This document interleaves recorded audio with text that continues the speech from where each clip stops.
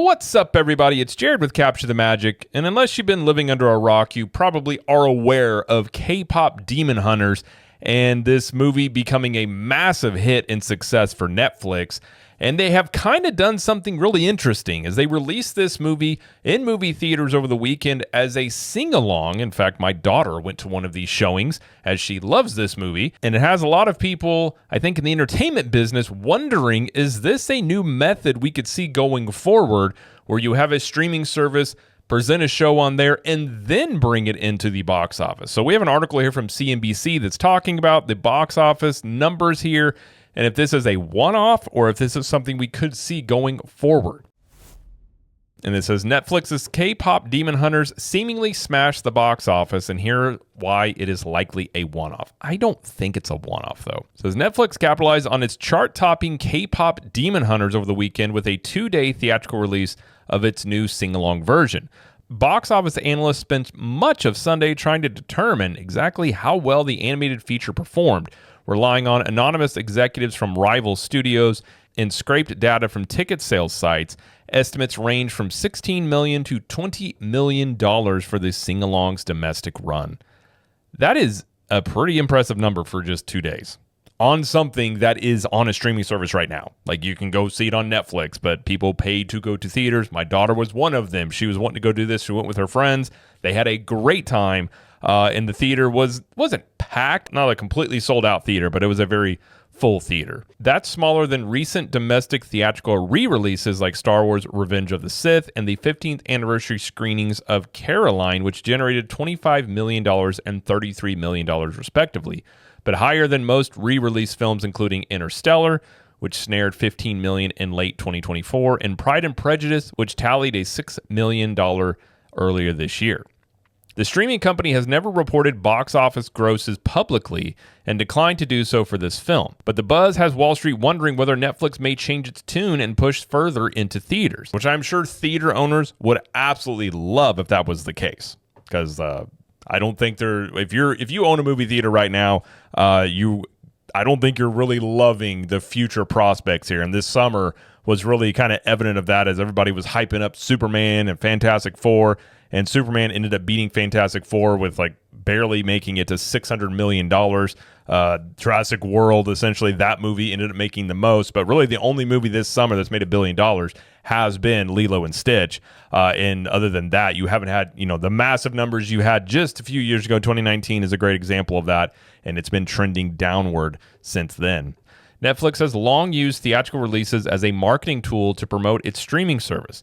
The company's strategy has always been to host content on its platform for subscribers rather than broader audiences on the big screen, and it rarely delays releasing works in the home market in favor of a theatrical run, except when it's looking at awards contention or special occasions. K-pop Demon Hunters is the most recent exception, but experts say it's unlikely to rewrite Netflix's rules.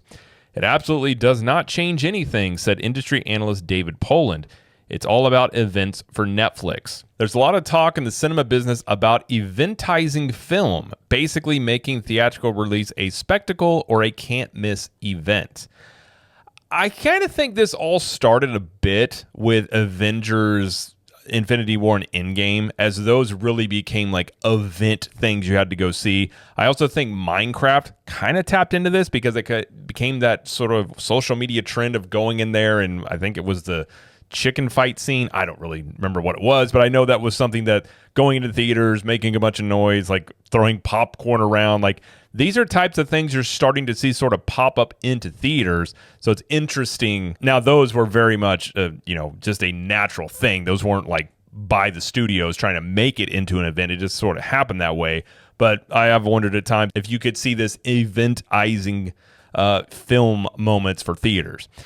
Netflix has been able to do this successfully because it's not a traditional studio. It doesn't stick to typical release windows, opting to make one-off deals with theater chain operators for each of its films, which is probably why they make more money. That allows Netflix to avoid costly marketing campaigns, which are typically estimated to be about half of whatever is spent on the production budget. That is a very interesting point. And if you look at it from that perspective, let's take a normal movie. Let's say $250 million to make the movie. You have a marketing budget of $100 million, so you're in for $350 million, which means that movie is going to have to make somewhere around $600.5 million to break even. The way Netflix is doing this is obviously they release it on Netflix. It goes viral, gets insanely popular. Then they work out individual deals for these movies, put them into theaters. Basically being on Netflix is the marketing campaign for the movie coming out, which means you're making money both ways. Not everybody is going to be able to do that, but that is a very interesting way to put it, where you can basically say when it comes out on Netflix, that is its marketing campaign to build up the hype. And then if it becomes popular enough, you then put it into theaters to make, a little extra money off that. If that is something they could do going forward, that would be very interesting.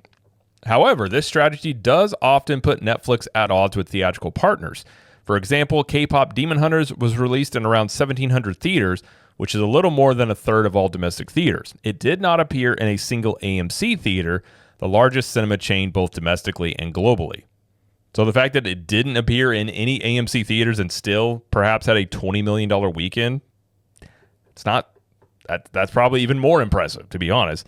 AMC will be working with Netflix, however, for Greta Gerwig's Narnia film, which is getting an exclusive 2-week global debut in IMAX starting Thanksgiving Day 2026. Poland noted that Netflix does offer favorable terms with theaters when it comes to splitting ticket receipts, which can help entice exhibitors to work with the company despite the smaller release windows. They don't care about the money, and in this case, my guess is they paid much higher than the 50% that's normal to the exhibitors that read it, because it doesn't matter. Poland said it's not enough money to matter to them, but as a promotional event, it's very successful. Already, K-pop Demon Hunters, which launched on Netflix in late June, has become the second most watched English language film on Netflix, just behind 2021's Red Notice. The film has been viewed more than 210.5 million times, according to Netflix, about 20 million short of the record. I actually think at this point it may have broke the record but I'm not really sure. The sing-along of pop culture buzz from the theatrical release could help boost that number even higher. So K-pop Demon Hunters is interesting. And again, Netflix is a very untraditional studio here, but this is a model that is very interesting. And we really haven't seen this before. I remember I was pretty surprised to see it was going into theaters as a sing-along. But given how this movie is, which is very, it's heavy with K-pop, obviously, K-pop Demon Hunters, it's a very popular movie. And again, it's actually a really good movie. When I first heard about it, I was like, okay, whatever. And then as it was being, in our house all the time, I realized it's got some catchy songs and it's pretty entertaining. So I actually understand why it's so popular. And it doesn't have anything in it that is really bad. Like, it doesn't have anything you got to watch your kids around. It's just a very solid story that has some good music, and obviously that has hit quite a level of success that we haven't seen in a long time. Doing a sing-along type thing is the type of event thing that I do think a lot of these studios would love. Now, with the success of K-pop Demon Hunters, I think you are going to see a ton of copycats, because basically Hollywood is just a copycat industry. If you see somebody making a type of movie that's successful, then other studios will make their own. Armageddon came out, and then there was the one that had Morgan Freeman in it, and I can't remember the name of it off the top of my head, but this is a very common thing in Hollywood. So you are likely to see other types of movies like this trying to capture some sort of, I guess you would just say, momentum or popularity that K-pop Demon Hunters has had. Probably won't have as much as K-pop Demon Hunters, and I'm sure more than likely you're going to see sequels off of this. And I actually watched this with my kids. It's actually really entertaining. The songs are catchy. It's a fun movie. It's very, very interesting to see this type of movie gain this much popularity for different reasons. I think part of it is the movie, part of it is the songs, and kind of all together, it's a very unique thing here. But Netflix could really change the way that this stuff goes about, especially as all these studios now are trying to compete with Netflix. And Netflix is constantly sort of they're the one that's doing the best in terms of the paid streamers. But I'm not going to be surprised, even if Netflix doesn't change their model, if they don't, do more of this like they did with K-pop Demon Hunters.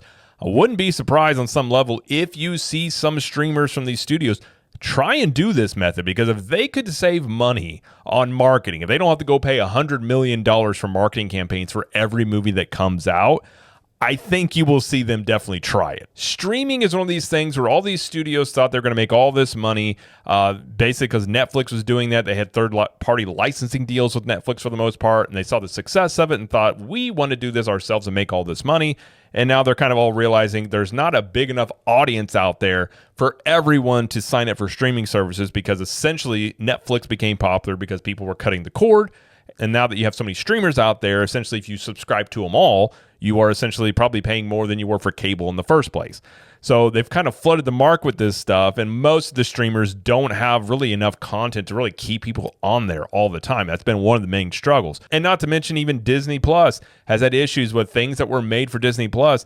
They're not drawing in enough new customers, so they're not justifying these $200 some odd million budgets for some of these streaming shows, or even higher for some of these. I mean, there's just no way many of these are making enough money in terms of people signing up for a streaming service to make it really worth what they spent on these things. But it could, if they were able to have something that comes out on a streaming service and really, goes viral, then they could take the popularity of that what Netflix did, then have a theatrical run with it. Is a very interesting model. Now, the one thing that I will say about this, and I don't think other streamers are going to really be able to replicate this, is because Netflix is so big. When things go wild on Netflix, they kind of go wild in total pop culture itself. And this isn't the first instance of something getting really hot on Netflix. I mean, this is probably one of the biggest ones ever, but you've seen shows like Suits, you've seen other things get on Netflix, and when they get real hot, they go crazy, they go viral, and you see it all over social media, you see people talking about it everywhere. You don't see this with platforms like, say, Disney Plus or Paramount Plus. They don't have the same, I guess you could just say, tapped into the pop culture zeitgeist that Netflix does. So I don't know how much this will change in terms of what studios will do. I think undoubtedly they will try to copy this because they are seeing the success of this and thinking they could do their own version of this. I don't think they're probably going to be very successful, given that this was not really something I'm sure Netflix thought was going to happen to this level. And I don't even know if this will change Netflix's model. It could. I mean, it could. Again, they could just put it in the theaters, make a little extra money, and just boost the popularity of the movie even more, because a lot of people are going to see the headlines that say K-pop Demon Hunters was #1 at the box office. And I think for Netflix, it's more of a bragging rights and using it as a way for more people to sign up on Netflix. And I think the thing Netflix has over other studios is their singular focus is to get you to sign up for Netflix and stay on as a subscriber. Where you're talking about, say, Disney or Paramount, these other studios, they want you to go to the movie theaters to check out their new movies, but they also want you to sign up for their streaming service. So they're kind of torn between what their purpose is. And if they put something on streaming, are they missing out on money that's in the box office and vice versa? Versus Netflix is just singularly wanting you basically to sign up for Netflix. So I think their approach is different, and their goals many times are different. They don't really seem to care about the box office success, which is very unheard of when it comes to movie studios. So in many ways, Netflix is continuing to change how movie studios potentially will operate. And if this is something that they will do after this, I suppose time will tell. But if Netflix doesn't do it, I do contend you will see some other streaming services try this model to basically do this. But that is going to require them to create something that catches on with this much popularity to the level to where it would basically justify a theatrical run. I'm not saying it's impossible, but until K-pop Demon Hunters, we hadn't seen anything like this before, and I'm not going to hold my breath that Hollywood is all of a sudden going to know how to make things that people are loving. I think this one may have been an accident in many ways. But, I think what you're also seeing here is, this is a Korean movie. You're seeing manga and other, different types of art from overseas and comic books overseas, like doing much better than things that are produced in America. I think due to the real quality drop off that you've seen when it comes to comic books and movies and entertainment. And you're going to start seeing, I think, more of this Korean, Japanese influence in these things. Anime is massive. I think you're going to continue to see those grow, which is going to force Hollywood to either have to adapt these things or change their approach. And I also think, too, with the rise of independent studios, Hollywood is going to look much different in the next 5 to 10 years, I think, undoubtedly. And I think the days in which, old school Hollywood, how it used to run, I think those probably are long gone. Now that you have a lot of this on streaming and a lot more competition here. And if you look at the box office, even with, say, the Superman movie from Man of Steel, they lost over almost 60% of the audience that Man of Steel had. They lost in terms of ticket sales for Superman. So you don't have as many people going to movie theaters now, and you're going to have to give them a reason to go. This one here is a pretty good reason with a sing-along off of a very viral movie out there. So we'll see if this changes anything, or if, Hollywood typically does what they do and they learn the wrong lessons from this and probably do something that it's just going to end up looking bad and trying to copy this, is my guess, personally speaking. I'd be utterly shocked if Disney or any of these other studios were able to pull off a K-pop Demon Hunter type of thing successfully. But time will tell. We'll wait and see on that one. But either way, that is going to be it, though, for this video. If you like this video, please like it and subscribe to the channel, as we do lots of coverage here of theme parks, entertainment, and pop culture.